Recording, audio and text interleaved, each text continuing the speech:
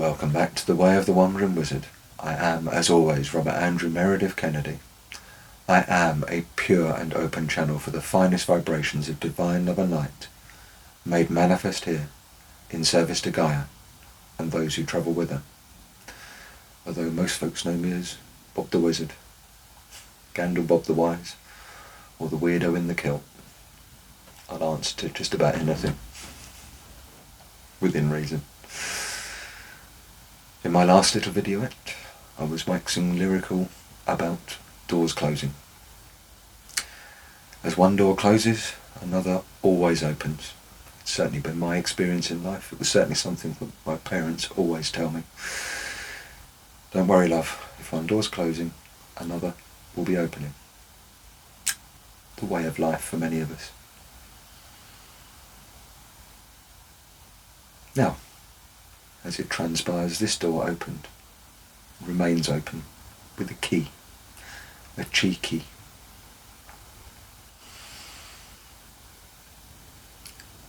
Now, all great stories begin at the very beginning. It's not every day, certainly not in the modern world, that you receive a message in a bottle. On opening a package in the post, it's indeed what I did receive. Small bottle full of sand, little note wrapped up in it. An invitation from the universe. Well, actually, it was an invitation to a wedding. Great old mate. Great mate. Thank you, brother, for standing by me as I worked through my leg. The visits, the understanding ears, along with many of my mates. Needless to say, a Hawaiian-themed wedding, no less. Shirts ordered, suitably loud. We got ready for the big day. Now, a bit about Facebook and social media that still weirds me out from time to time is, certainly the way my wizardly mind works, is this some kind of divine message? Should I be speaking to this person who keeps coming up in the Facebook suggestion friends lists? Not always, clearly. And while I fully understand that it is, of course, a computer algorithm, a name kept popping up. Luzita Hill. Well, quick look at the fact that we had some mutual friends. Always do. Sent a friends request. We appear to have friends in common. And having had a quick look at our website, we certainly had an interest, an understanding, a love of cannabis in treatment, along with Reiki, reflexology. We would clearly appear to be thinking along similar lines. The fact that Luzita was an established, as she described herself, cancer criminal, campaigning actively at the time for the right to use cannabis in her treatment and for others in theirs, was a way of supporting them through that challenging time of their life.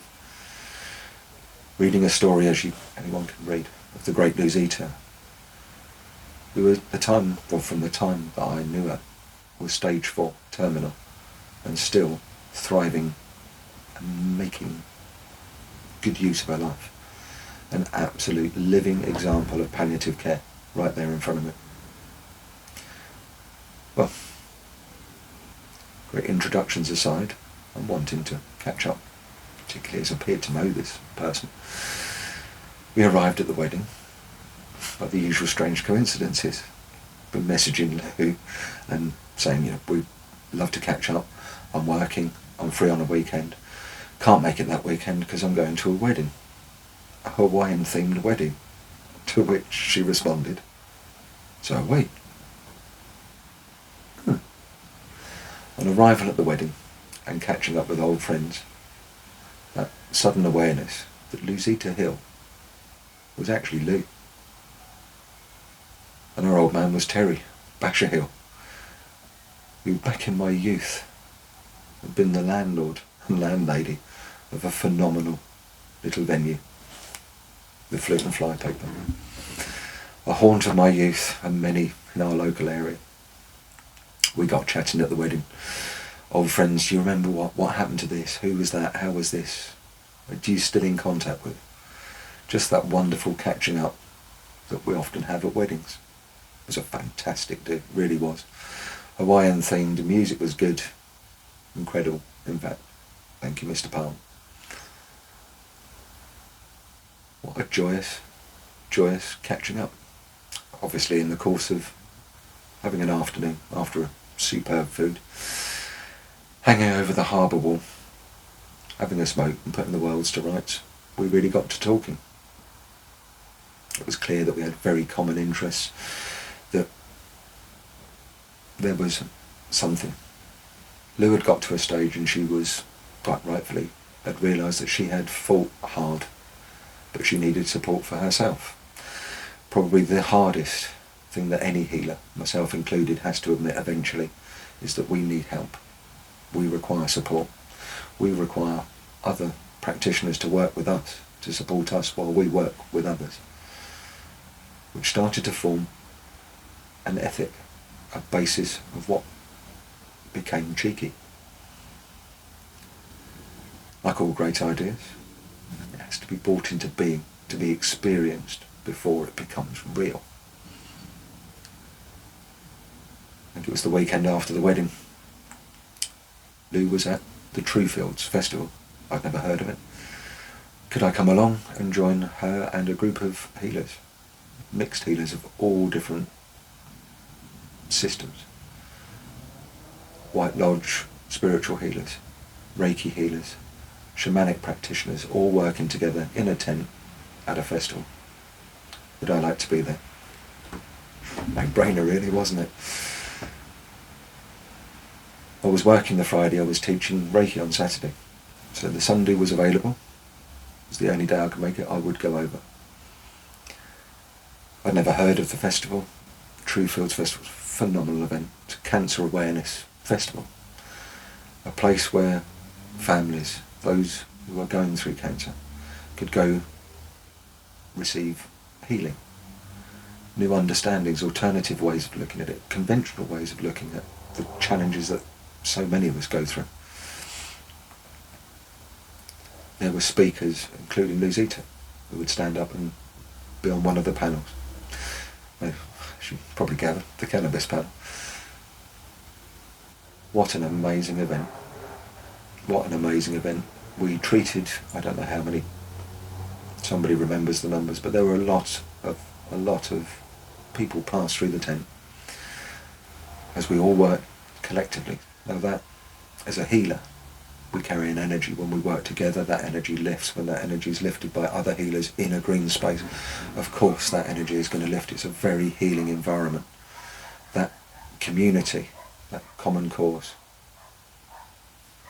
Events such as these have huge uplifts on anyone that's going through crisis, anyone that's just present. Even being in a festival situation, we know that we're a collective species, a collaborative species. It lifts us to be in company. Well, I've been helped pack down after a wonderful weekend. The universe presents another wonderful meeting as tribes start to form. We're there across the car park. As I left, I had my first introduction to the wonderful, who should be known in this as I Want to Be Little Bob, a vibrant member of our community. You know who you are, sister. What a joy to have you in my life. That was what festivals like this brought together, like-minded people that could really work. What a key. What a way of working was about to unfold for me. I went back home. We went to work. Decided that as Lou required and wanted some healing support, I was capable of doing it. I was no longer working in hospice. That day that was my hospice day now became a day to catch up with Lou, give her a treatment, give her some energy, her to give me a treatment, just to talk about what could be going on here. Now, at the Truefields Festival, I met the third witch. Sorry, sweetie. The quiet one, as she shall be known, who I was utterly convinced had to be Lou's birth sister. They looked just so similar, carry that energy. Sisters from another lifetime, who knows? But like all things, in a wizardly way. Magic can only take part when there's three. The quiet one, as she shall be known. The noisy one, Meredith, the High Lord. And of course, as today of all days we celebrate Her Majesty the Queen's Jubilee, it would only be appropriate to share my story of Her Highness, Luzita. She carried that title so well, and it was an always constant in-joke, because everybody, whenever we went anywhere, working with Chiki, would go and look at me. It's got to be him smoking. It was always her. Quietly in the background, clouds of smoke, and everyone looking at the distraction. Now, for those of you who've followed the Chiki story, no, I'm not about to start grieving her loss. I've done that. But the journey over the next few years, as it has been for many of us, really was a roller coaster. But this point, 2019, was definitely felt like being clicked up to the peak of the roller coaster. It's rare. So one of the joys of hospice work was that I got to spend a lot of time with a patient. There wasn't that ethic of you only have 10 minutes, you only have 15 minutes, you have an hour, half an hour session. If I was working, or when working in my own, however long it takes, working with a gifted healer like Lou, who knew herself, knew her energy, knew her mind to a degree, knew her work, a deep understanding, not just of cannabis, but of herbal medicine, of how nature supports us in our being. What a teacher. To be in her presence weekly while I worked, while she taught me ways of calming down that vibrant channeled energy that had slowly been unfolding, I suppose, since my accident, by working through people's feet at a distance. Now, what she taught me was not reflexology.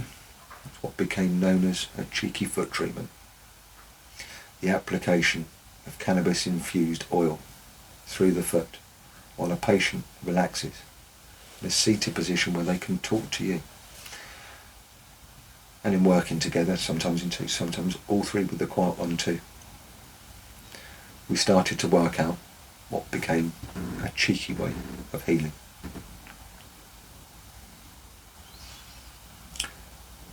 Which I'll go on to in our next, in our apparently next little video. And for those who know her, oh yes, I still hear her. And no, I'm not hallucinating.